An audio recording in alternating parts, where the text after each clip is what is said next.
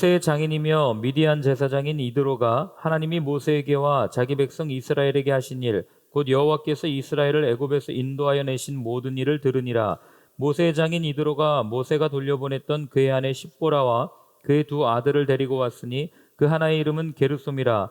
이는 모세가 이르기를 내가 이방에서 나그네가 되었다 하며, 하나의 이름은 엘리에셀이라. 이는 내 아버지의 하나님이 나를 도우사 바로의 칼에서 구원하셨다 함이더라. 모세의 장인 이드로가 모세의 아들들과 그의 아내와 더불어 광야에 들어와 모세에게 이르니, 곧 모세가 하나님의 산에 진친 곳이라. 그가 모세에게 말을 전하되, 내 장인 나 이드로가 내 아내와 그와 함께한 그의 두 아들과 더불어 내게 왔노라. 모세가 나가서 그의 장인을 맞아 절하고 그에게 입맞추고 그들이 서로 문안하고 함께 장막에 들어가서 모세가 여호와께서 이스라엘을 위하여 바로와 애굽에게 행하신 모든 일과 길에서 그들이 당한 모든 고난과 여호와께서 그들을 구원하신 일을 다 그 장인에게 말하매, 이드로가 여호와께서 이스라엘에게 큰 은혜를 베푸사 애굽 사람의 손에서 구원하심을 기뻐하여 이드로가 이르되, 여호와를 찬송하리로다. 너희를 애굽 사람의 손에서와 바로의 손에서 건져내시고 백성을 애굽 사람의 손 아래에서 건지셨도다. 이제 내가 알았도다. 여호와는 모든 신보다 크심으로 이스라엘에게 교만하게 행하는 그들을 이기셨도다 하고, 모세의 장인 이드로가 번제물과 희생제물들을 하나님께 가져오매 아론과 이스라엘 모든 장로가 와서 모세의 장인과 함께 하나님 앞에서 떡을 먹으니라. 아멘. 모세가 출애굽할 때에 그 한번 죽을 뻔하죠.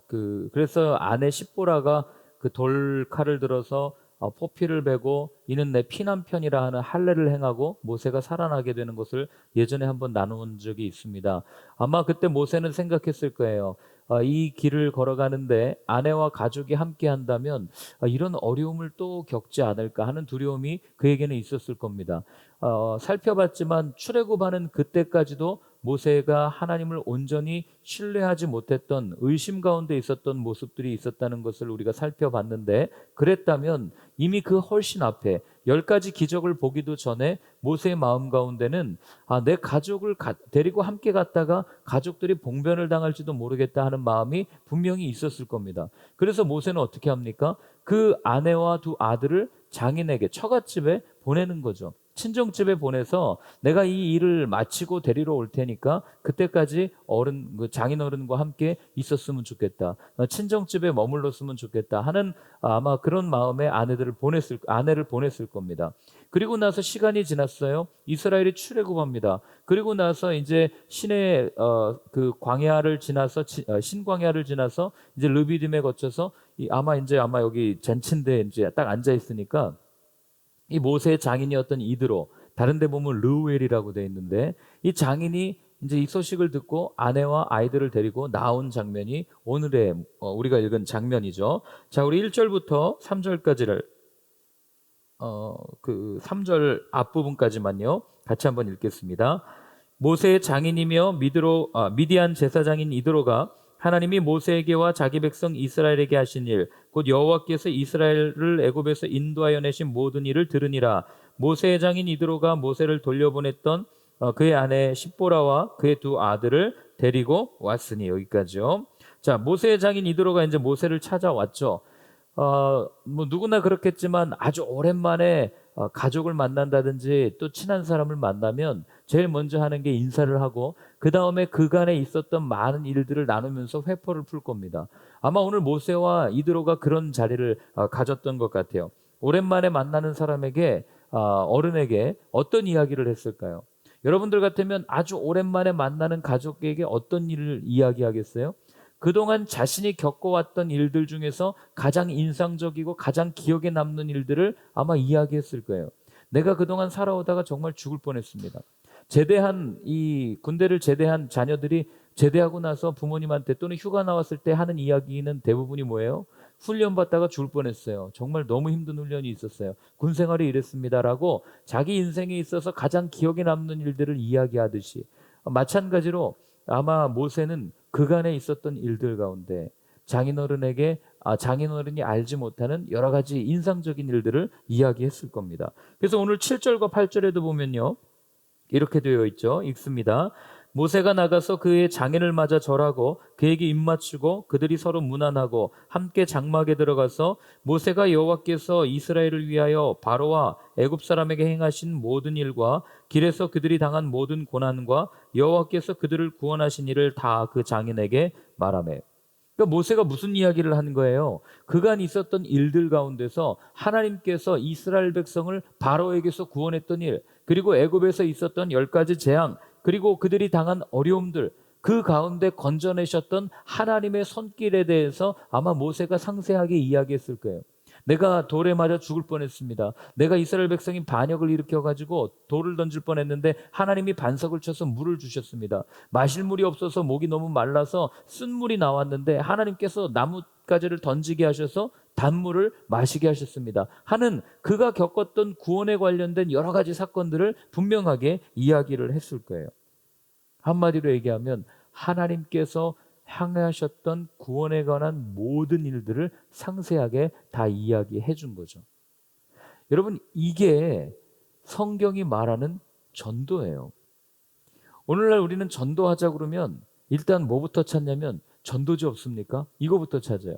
우리가 복음을 전해야 되는데 성경을 좀 간략하게 풀어놓은 어떤 책자 같은 거 없습니까? 도움받을 거 없습니까? 전도 훈련은 어떻게 받아야 됩니까? 내가 가서 무슨 얘기부터 해야 됩니까? 신학적으로 어떤 얘기를 해야 이단으로 오해받지 않을 것 같습니까? 이런 이야기들을 하면서 전도하려고 하니 여러분, 전도가 되지 않는 건 당연한 거예요.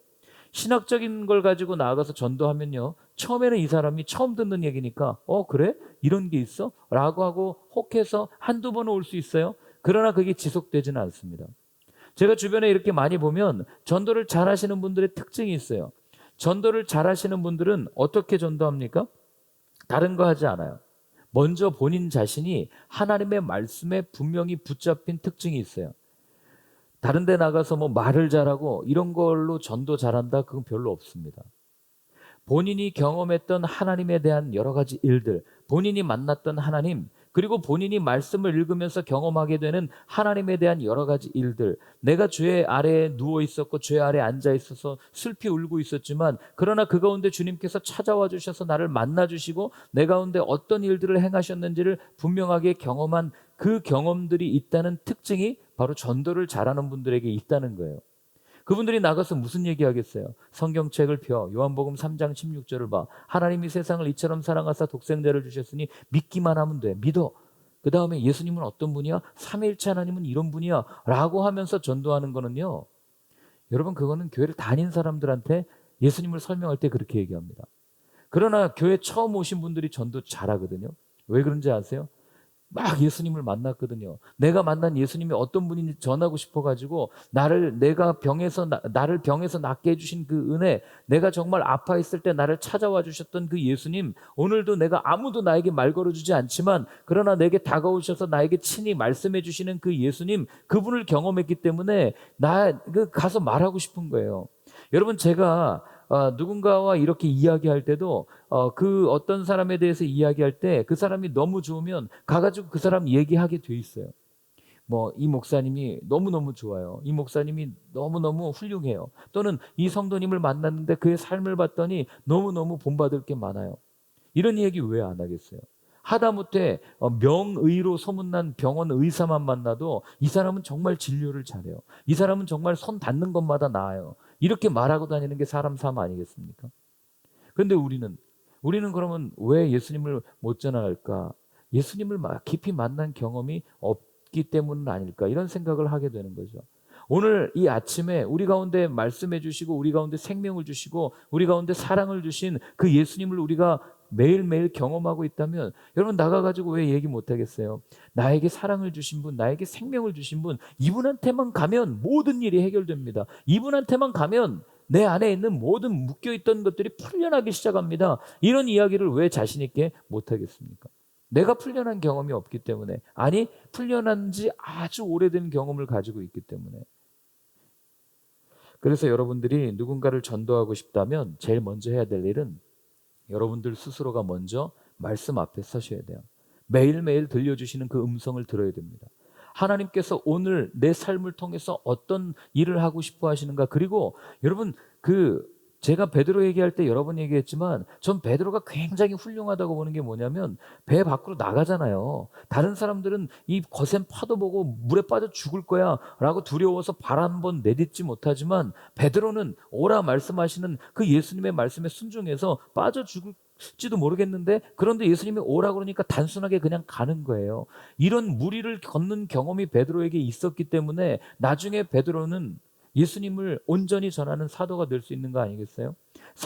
바울은 어떻습니까? 다메섹으로 가는 도중 가운데 사울아 사울아 당신 누구십니까? 나는 네가 핍박하는 예수라 라고 하는 분명한 주님의 음성을 들었고 나중에 그의 고백을 보면 이는 내가 이방인들과 임금들과 다른 사람들에게 복음을 전하기 위하여 택한 나의 그릇이다 라고 하는 분명한 주님의 음성, 그 사명을 알고 있었기 때문에, 그리고 매일매일 자기의 그 고난스러운 여정 가운데 함께 하시는 주님을 경험했기 때문에 그는 나가서 목숨 걸고 예수님을 전할 수 있었던 것 아니겠어요? 그러니 누군가를 전도하기 전에 먼저 내 자신이 하나님의 말씀에 붙들려 있는가를 살펴보는 것, 이게 전도자의 첫 번째 단계라고 하는 거죠. 누구에게 복음을 전하는 것은 그 다음 문제예요. 여러분, 내가 내 삶이 그 복음으로 하나도 정리가 되어 있지 않고 하나님이 어떤 분인지 내 안에 정립이 되어 있지 않은데 나가서 무슨 얘기를 하겠어요? 예를 들어서 제가 여러분들한테 가가지고 제가 병원을 갔는데 몸이 났어요. 어떤 병원인데요? 잘 모르겠어요. 그냥 병원이에요. 그럼 여러분 저 믿겠습니까? 신뢰가 안 되죠.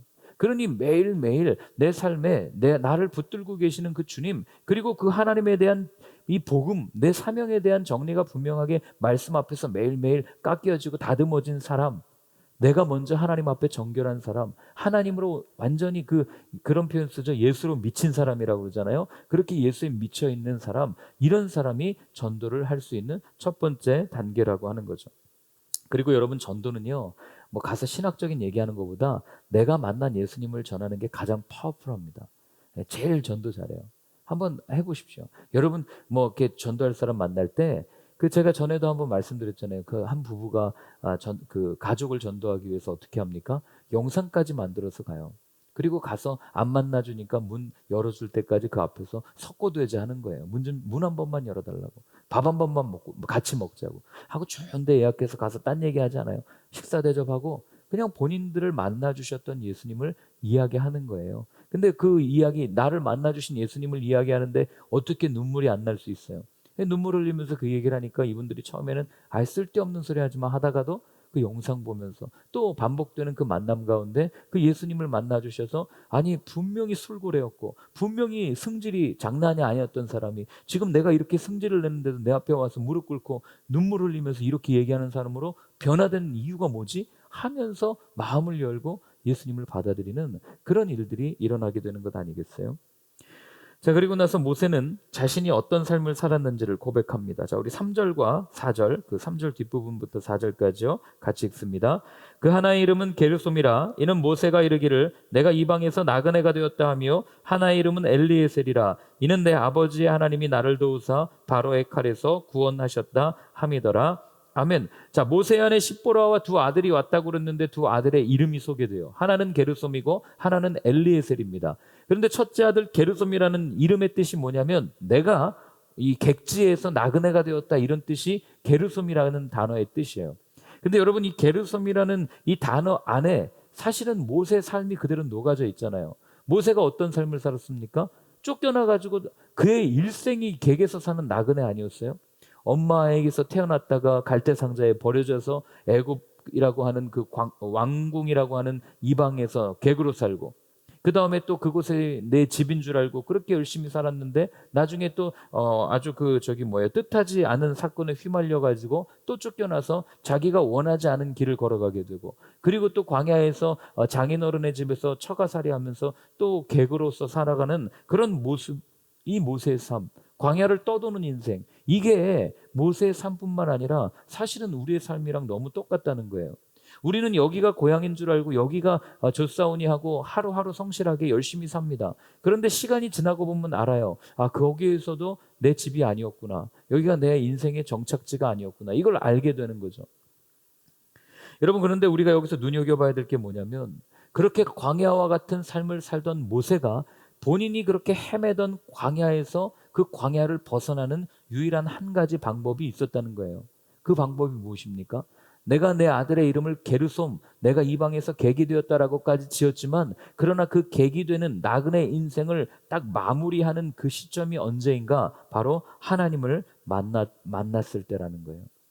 떨기나무, 그 타지 않는 그 나무에서 모세야 모세야 부르시는 그 하나님의 음성을 들었을 때 그의 헤매던 인생은 점을 찍게 되는 거죠.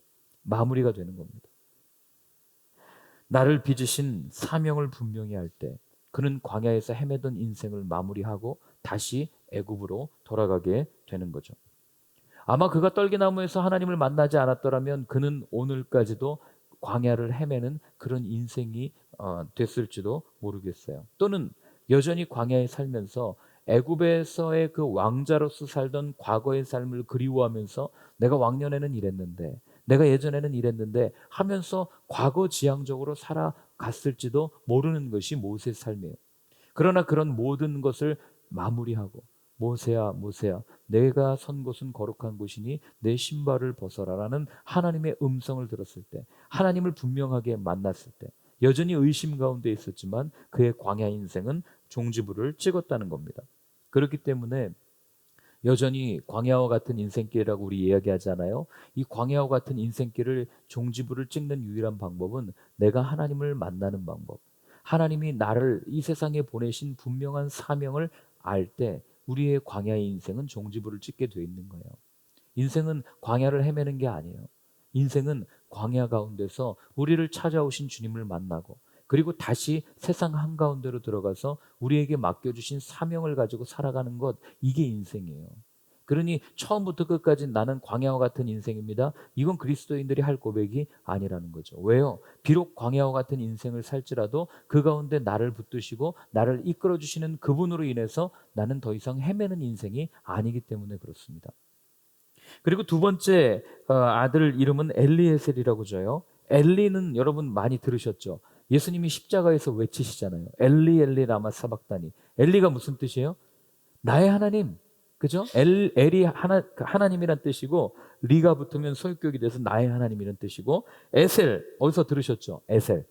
우리 어제 사무엘 할 때 들었잖아요. 에벤에셀. 그때 뭐라고 그랬죠? 도움의 돌. 그죠? 그러니까 에셀은 나의 도움입니다, 이런 뜻이에요. 그러니까 엘리 에셀이라는 얘기는 하나님, 나의 하나님이 나의 도움이 되십니다, 이런 고백을 모세가 아들의 이름을 통해서 한 거죠. 그러니 모세의 인생을 돌아볼 때 여러분, 모세는 하나님께서 붙들어 주시지 않으셨으면 벌써 죽었을 사람이에요. 애굽에서 그 히브리인 돌에 쳐 죽였을 때 줄제 지명수배자로 바뀌어버리잖아요. 잡혔으면 끝난 거예요. 아니, 그 이전에 태어나면서부터도 하나님께서 그 갈대 상자에 넣어가지고 모세를 보내지 않았더라면 모세는 이미 죽은 인생이었다고요. 자기의 인생이 전혀 해석되지 않았는데 하나님을 만나고 보니까 내 인생이 해석된 거죠. 그래서 아들의 이름을 엘리에셀로 짓지 않았을까 이렇게 생각한 거예요. 그러니 모세의 두 아들 게르솜과 엘리에셀이라는 이 이름 안에 담겨져 있는 건 무엇입니까? 모세의 삶이고 모세의 간증이고 모세의 인생 아니겠어요? 그러니 그 아이들의 이름을 들을 때마다 장인 이드로에게 전해진 게 뭐예요? 하나님이 전해진 거죠. 하나님이 객에 있던 모세를 세우셨고 그리고 그를 도우셨고 그리고 오늘까지 이르게 하셨구나라는 것을 손자들의 이름을 부를 때마다 이드로는 아마 기억하게 되었을 겁니다. 자, 9절부터 11절까지 읽습니다. 이드로가 여호와께서 이스라엘에게 큰 은혜를 베푸사 애굽 사람의 손에서 구원하심을 기뻐하여 이드로가 이르되 여호와를 찬송하리로다. 너희를 애굽 사람의 손에서와 바로의 손에서 건져내시고 백성을 애굽 사람의 손 아래에서 건지셨도다. 이제 내가 알았도다. 여호와는 모든 신보다 크심으로 이스라엘에게 교만하게 행하는 그들을 이기셨도다 하고. 아멘. 자, 9절부터 11절까지는 그 모세의 이야기를 들은, 모세의 간증을 들은 이드로가 했던 고백이에요. 제일 먼저 뭐라고 얘기합니까? 그 구원하심을 듣고 기뻐해요. 그리고 그의 삶을 그 입으로 뭐라고 고백하냐면 하나님만이, 여호와가 참신이다, 이런 고백을 하는 거죠. 여러분, 삶에서 경험한 하나님을 모세가 전했더니 어떤 일이 일어납니까? 생명이 이어지는 역사가 오늘 우리 눈에 보여지는 거예요. 그런데 재미난 건 뭐냐면은 사람들이 이드로에게 이 하나님의 구원의 소식, 이걸 전했더니 기쁨이 있거든요. 마찬가지로 여러분, 사람들에게 복음이 전해지면 그들 가운데 기쁨이 생겨날 수밖에 없어요. 모두가 다 자유하게 살겠다고 이 세상에서 발버둥 치고 사는 거 아니에요? 어떻게 하면 내가 조금 더 편리하고 자유롭게 살 수 있을까? 돈이 많아지면 내가 자유로울 거야. 내가 가고 싶은 데 갈 수 있으니까, 내가 먹고 싶은 거 먹을 수 있으니까, 내가 입고 싶은 거 입을 수 있으니까. 그러나 여러분, 돈 많이 벌어보셔서 알잖아요. 벌면 벌수록 점점 내 삶이 돈에 묶여지는 건 못 느껴보셨습니까? 무언가 이걸 열심히 하면 내 삶에 자유를 줄 것이라고 생각해서 우리는 그것을 열심히 해요. 운동도 그렇고 뭐든 다 마찬가지예요. 그런데 시간이 가면 갈수록 우리는 거기에 묶여버리고 거기에 나중에는 중독까지 되어버리는 그런 많은 모습들을 보지 않아요? 그러니 세상에서는 참 자유를 얻고 싶어도 자유하지 못하는 것이 세상 사람들의 삶이란 말이에요. 그런데 그들 가운데 가서 그 죄성, 그 영원히 풀릴 수 없는, 영원히 풀려질 수 없는 그것 가운데 해방되었다, 자유함을 얻었다, 이 구속함을 얻었다, 이 이야기를 듣는데 왜 그들 가운데 기쁨이 없겠냐고요. 예수님의 십자가, 하나님의 사랑, 성령의 인도하심을 이야기하면 그들 가운데 이것만이 우리를 죄에서 자유하게 해줄 수 있는 하나님이시구나. 이분만이 우리를 풀어주실 수 있는 분이구나. 내가 자유롭게 살고 싶어서 온갖 방법들을 통해서 이렇게 발버둥을 쳐왔는데 그러나 진정 자유를 못 느끼다가 내가 이제 자유를 느끼는구나. 이들이 이 자유를 맛보면은요, 여러분 기뻐할 수밖에 없는 거예요. 제가 예전에 임종을 앞둔 어떤 어르신의 임종 예배를 이렇게 인도한 적이 있는데 그분이 마지막에 그런 고백을 했어요. 평생토록 헤매다가 이제야 내가 발견했습니다. 이제야 내가 자유해졌습니다. 그리고 숨을 거두셨어요. 여러분, 이게 인생 아니겠습니까? 그러니 그들 가운데 세상 어디에서도 맛보지 못하는 자유를 주님 안에서 맛볼 수 있게 해주니 여러분, 그 복음의 소식을 들은 사람들은요 기뻐할 수밖에 없는 거예요. 인생을 진지하게 살아가는 분들, 철학하시는 분들, 이런 분들한테 가가지고요, 여전히 그들도 철학하면서 인생의 숙제를 고민하지만 풀리지 않는 많은 문제들이 있다고요. 그런데 그들 가운데 예수님을 소개해 보세요. 예수님을 전해줘 보세요. 예수님의 이야기를 들려주고 내 삶을 나를 꼭 누르고 있던, 나를 속박하고 있던 그것들로부터 자유해진 것을 아마 한번 이야기해 보십시오. 그들이 기뻐하면서 주님을 찬양하는 날이 있지 않겠어요? 그래서 그 자유를 맛본 사람들의 고백이 뭐예요? 제가 아직도 기억 남는 세례식이 있는데, 세례 받고 나서 저희는 이제 세례 간증문을 받거든요. 나중에 늦게 보냈어요. 왜 늦게 보냈냐 그랬더니 세례가 뭔지 한번 느껴보고 내가 그 다음에 보내겠다 해서 보냈는데 거기에 딱 그렇게 썼어요. 나는 이제 자유합니다. 그걸 보는데 얼마나 제가 기뻤는지 몰라요.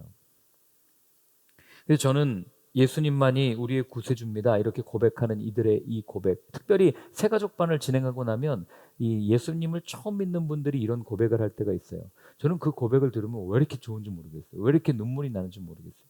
한 사람이 돌아오는 거 아니에요. 얼마나 기쁜지. 자, 이렇게 복음이 들어가면 어떤 일이 생깁니까? 12절입니다. 모세의 장인 이드로가 번제물과 희생제물들을 하나님께 가져오매 아론과 이스라엘 모든 장로가 와서 모세의 장인과 함께 하나님 앞에서 떡을 먹으니라. 아멘. 자, 하나님께서 행하셨던 구원의 일을 들려줬더니 장인 이드로가 너무너무 기뻐했습니다. 그리고 그의 입술을 가지고 이분이 참 하나님이십니다라는 고백을 했어요. 거기서 끝나지 않아요. 진짜 복음이 전해진 결과는 그 다음에 나타납니다. 어떤 일이 일어나요? 아론과 이스라엘 모든 장로가 와서 모세의 장인과 함께 하나님 앞에서 떡을 먹었다라고 얘기해요. 여러분, 떡을 먹었다는 얘기예요. 그 앞에 근데 그 떡이 어떤 떡이에요? 번제물과 희생제물로 드려진 떡이에요. 그러니까 함께 하나님을 예배했다는 얘기고, 그 다음에 어떤 일이 일어나요? 예배를 드렸더니 식탁이, 교제가 회복되었다라는 이야기를 우리에게 들려주는 거예요. 이거를 다른 얘기로 하면 화해한 거예요. 화평한 겁니다. 여러분, 복음이 전해지는 곳에는 다툼이 일어날 수가 없어요. 복음이 전해지는 곳에는 갈등이 일어날 수 없어요. 복음이 받아들여진 사람들 가운데는 화평의 열매가 이렇게 맺혀지는 거예요. 늘 기쁨이 가득한 거죠. 복음이 전해졌는데 처음엔 갈등이 있겠죠. 이게 정말 맞을까? 이 예수님이 참 나의 구원자라는데 이게 맞을까? 안에 내적 갈등이 있을 거예요. 그런데 정말 주님을 만나고 나면, 그 소식을 듣고 나면, 함께 예배를 드리고 나면, 하나님을 만나고 나면 그 다음 가운데 공동체에 주어지는 것은 다툼과 분열과 갈등이 아니라 이런 기쁨과 이런 온전한 화해, 화평이 여기 가운데 주어진다는 거죠. 그러니 여러분, 교회에서 함께 예배드리는데 이 교회에서 다퉜다, 이건 말도 안 되는 얘기예요. 이건 교회일 수가 없는 겁니다. 교회에서 어떻게 다툴 수가 있어요? 바울이 그래서 고린도서 교회에 얘기하는 거 아니에요? 어떻게 교회 안에서 너희들 분열할 수 있냐? 어떻게 교회 안에서 그리스도파, 바울파, 개바파, 나는 뭐 누구 파냐, 아볼로파냐, 이렇게 나뉘어질 수 있냐? 이거 얘기하는 거 아니에요? 여러분, 이런 모습에서 자유한 교회가 과연 몇이나 있을까? 제가 오늘날 생각해 보는 거예요. 저는 늘 기도합니다. 하나님, 교회 안에서 다툼이 안 생기게 도와주십시오. 분열이 일어나지 않게 도와주십시오. 혹 분열이 일어난다 하고 갈등이 일어난다 해도 함께 예배할 때 그 모든 것이 풀려지는 은혜가 있게 하여 주옵소서. 이 기도를 안 드릴 수가 없는 거예요. 여러분들 꼭 기억하십시오. 여러분들이 복음을 받아들였습니다. 그리고 그 복음으로 여러분들 가정에 전했어요. 그럼 그 가정 가운데 다툼이 있어서는 안 된다는 거예요. 다툼이 있어도 빨리 풀어내십시오. 십자가 안에서 빨리 화해하십시오. 그게 사단이 틈타지 않는 유일한 방법이에요. 사단이 한번 가정에 틈타면요, 걷잡을 수 없이 틈탑니다. 그리고 제가 늘 요즘에 이제 이렇게 많이 기도하는 이유가 뭐냐면, 교회가 하나 시작되면요, 사단이 공격에 아주 그냥 밀가부르듯 엄청 공격해요. 별일이 다 일어납니다. 안 아프던 사람이 아프고, 사이 좋던 사람들의 관계가 다 깨어지고, 그리고 한 가정이 힘들어 막 풍비박산 나는 그런 일들이 일어나요. 왜 그러겠어요? 가만두지 않잖아요. 어제 사무엘 할 때 제가 말씀드렸잖아요. 사단이 제일 두려워하는 건 영적 재무장이라고요. 하나님의 일들이 이루어지는 거예요. 그러니 사단이 가만두겠습니까? 그래서 여러분, 교회가 시작될 때는 기도가 많이 필요한 거고, 여러분들도 기도로 많이 도와주셔야 되는 거예요. 오늘 모세의 모습을 통해서 복음이 전해졌을 때 어떤 일들이 일어났는지를 함께 나누었어요. 오늘 우리가 한번 같이 기도할 때는 이런 일들이 우리의 삶에 일어나기를 여러분 한번 기도했으면 좋겠습니다. 하나님, 내 삶에 내가 가서 입술로 그냥 피상적이고 추상적인 하나님을 전하는 전도가 아니라, 오늘도 나와 함께 하셨던 그 주님, 오늘도 나를 만나 주셨던 주님, 오늘도 내 손을 붙잡아 주셔서 어디로 갈지 인도해 주시는 그 주님의 그 경험을 나눌 때, 하나님, 내 주위에 있는 사람들이 주님을 만나게 되는 그런 놀라운 은혜, 그래서 그들이 함께 나와 예배하고 함께 식탁의 교제를 나눌 수 있는 온전한 화해, 화평의 삶이 내 삶 가운데 있게 하여 주옵소서. 우리 자신을 위해서, 옆에 있는 분들을 위해서 우리 한번 같이 기도하겠습니다.